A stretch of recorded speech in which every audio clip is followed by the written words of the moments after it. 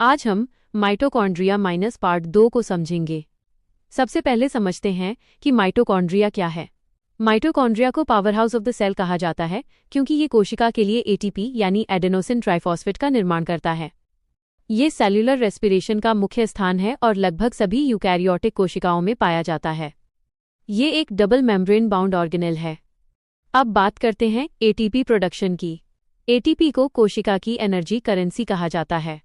इसका अधिकांश निर्माण एरोबिक रेस्पिरेशन के माध्यम से माइटोकॉन्ड्रिया में होता है। यही ऊर्जा muscle contraction, active transport, cell division, protein synthesis और नर्व इम्पल्स ट्रांसमिशन जैसी सभी महत्वपूर्ण जैविक क्रियाओं के लिए उपयोग होती है। अब समझते हैं सेल्यूलर रेस्पिरेशन। ये वह प्रक्रिया है जिसमें ग्लूकोज को एटीपी में परिवर्तित किया जाता है। इस प्रक्रिया के लिए ऑक्सीजन आवश्यक होती है। यह 3 चरणों में पूरी होती है। पहला ग्लाइकोलाइसिस, जो साइटोप्लाज्म में होता है। दूसरा क्रेब्स साइकिल, जो माइटोकॉन्ड्रियल मैट्रिक्स में होती है। तीसरा इलेक्ट्रॉन ट्रांसपोर्ट चेन, जो इनर मेम्ब्रेन पर होती है। इस पूरी प्रक्रिया के अंतिम उत्पाद एटीपी, कार्बन डाइऑक्साइड और पानी होते हैं। अब सवाल आता है कि माइटोकॉन्ड्रिया को powerhouse of the cell क्यों कहा जाता है।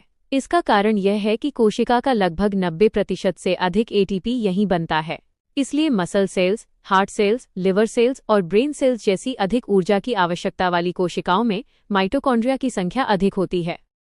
अब इसकी संरचना समझिए। आउटर मेम्ब्रेन सुरक्षा प्रदान करती है। इनर मेम्ब्रेन मुड़कर क्रिस्टी बनाती है, जिससे सतह क्षेत्र बढ़ जाता है और अधिक एटीपी बन पाता है। मैट्रिक्स में एंजाइम, डीएनए और राइबोसोम्स पाए जाते हैं। यही संरचना माइटोकॉन्ड्रिया को अत्यधिक ऊर्जा उत्पादन में सक्षम बनाती है। अब सबसे महत्वपूर्ण है माइटोकॉन्ड्रियल डीएनए यानी mtDNA। माइटोकॉन्ड्रिया का अपना सर्कुलर डीएनए होता है और यह मुख्य रूप से माता से संतानों में विरासत के रूप में प्राप्त होता है, जिसे मैटरनल इनहेरिटेंस कहते हैं।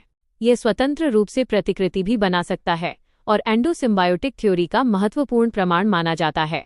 इसका उपयोग जेनेटिक स्टडीज, एवोल्यूशनरी रिसर्च तथा फॉरेंसिक इन्वेस्टिगेशन में भी किया जाता है।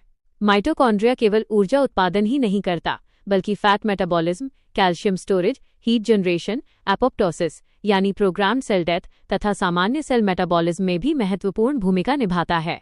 भारत में department of biotechnology, Indian council of medical research तथा जीनोम इंडिया प्रोजेक्ट माइटोकॉन्ड्रियल रोगों, आनुवंशिकी और प्रिसिजन मेडिसिन पर महत्वपूर्ण शोध कर रहे हैं। यूपीएससी के लिए अंतिम revision. Mitochondria powerhouse of the cell, ATP energy currency, cristae पर इलेक्ट्रॉन ट्रांसपोर्ट चेन, मैट्रिक्स में क्रेब्स साइकिल, डबल मेम्ब्रेन, अपना circular DNA, maternal inheritance, endosymbiotic theory तथा मुख्य कार्य एरोबिक सेल्यूलर रेस्पिरेशन द्वारा एटीपी का निर्माण।